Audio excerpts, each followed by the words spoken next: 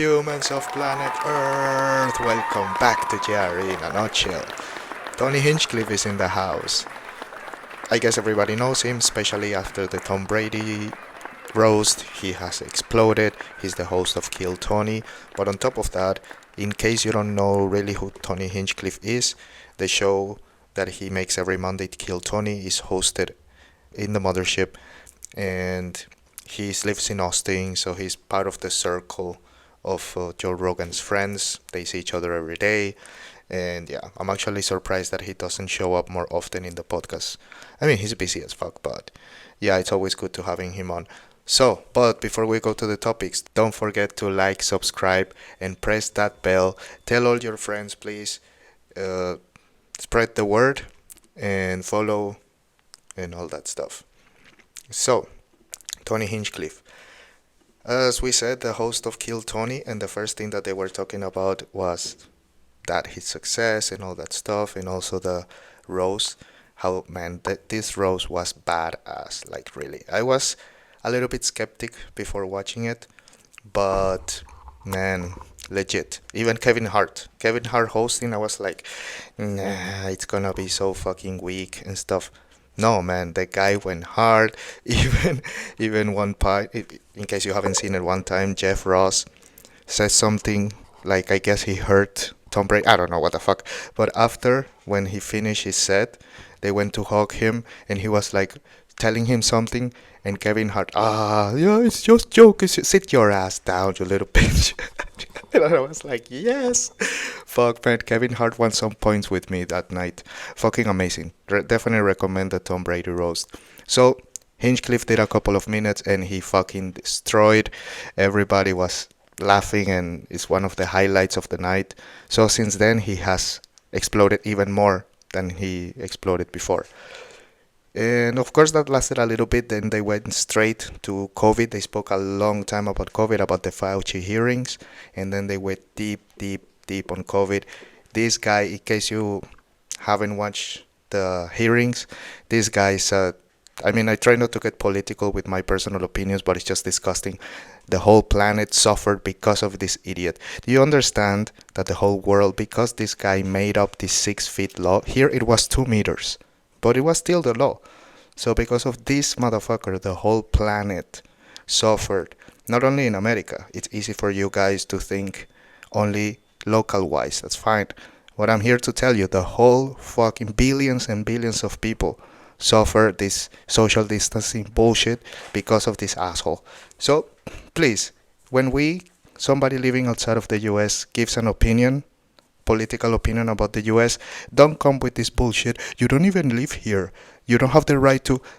Man, whatever you guys do affects all of us, the whole world. And you at least get to vote. We are here fucking begging that you guys do the right thing. And then fucking, praying, lighting some fucking candles. Are you serious? It's all of our problems. It's all of our problems, and believe me, I wish I would have only to pay attention to my local politics and my local news, but I can't. You are driving the fucking bus. You have to take it, man. If not, then give the seat to another driver. But if you are the leaders of the world, you cannot say to people that we cannot give opinions. You fucking kidding me? This idiot is proof of that. So yeah, then they talk about Trump and about the trial, and yeah, of course, this is the first time that Joe mentions it since the trial, like since there was a verdict of guilty on 34 counts, basically every count, and they spoke about it. And I saw Joe in the UFC interacting with Trump, and I am here to make a very, very ambitious spoiler alert, which is that I think Joe is gonna have President Donald Trump on before the elections. That's my opinion. He was always, again, I have no evidence, I don't know shit. It's just the way that I saw him interacting, the way that I saw him talking. The left is playing so dirty. And Joe's argument for never having president candidates on is because he doesn't want to tip the scale. He has a lot of influence, so I kind of understand his point, but I think it's enough. I think Joe had enough after this. After he was, he's now a criminal, convicted felon. So I think Joe had enough, and he's gonna have him on. And very, very ambitious. Spoiler alert. Obviously, I hope it happens. That conversation would fucking explode out of the planet. Definitely. So they then end up with the AGI ruling, and Joe says that this is the last president, man. This is the last president after Trump wins or whatever. 2029 AGI is gonna start hitting, and then we're gonna go. Dude, who knows? Who knows? I hope not. I mean, who knows? I mean, I hope yes if it works, if it makes things better. Of course, I hope yes. I don't give a shit if it's a robot or a human leading, as long as things work. I would prefer a robot leading, but everybody's happy. There's no wars. There's fucking, conflict. Obviously, we're humans, but there's no profiting out of wars. There's no profiting out of sick people. There's no profiting out of anything. Out of anything that it's damage to humans. So yeah, that would be awesome. So anyway, amazing. As usual, this guy, I'm gonna give him 4.5 nuts. It was a very, very fun conversation as comedians talking politics.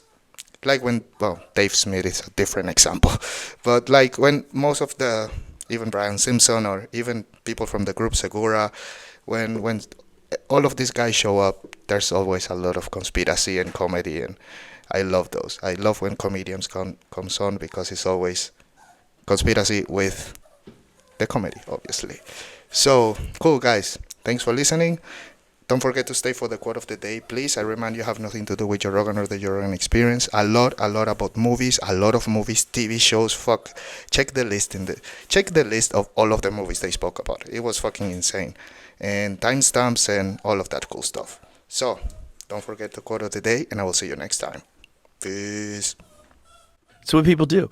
It's a thing that, people, that's not me. I'm not like that. It's just a weird thing that people do, and people form teams, and they justify why they should use any means necessary to silence the other people on the other team, the opposition, and they don't even realize they're setting a precedent that when this motherfucker gets in office or another motherfucker gets in office that's a Republican, you've got real problems now, kids. If the elections are real, that's how it usually goes. It usually goes one side wins and like, this fucking sucks. Let's try the other way. The other guy wins like, oh, this is bullshit. Let's try the other way. And this is what we've done in this country over and over and over again. Yeah. We go Clinton to Bush, Bush to Obama. It's what we do. Yeah. It's what we do. We always do it this way. Yep.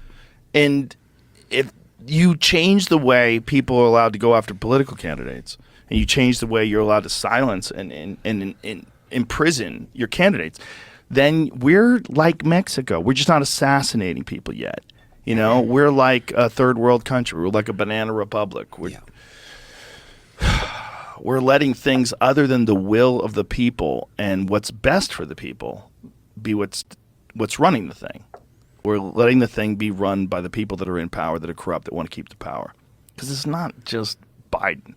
Biden is barely there, right? It's all the people that are working there. You got to understand, there's this huge team behind them. They don't want to leave. What?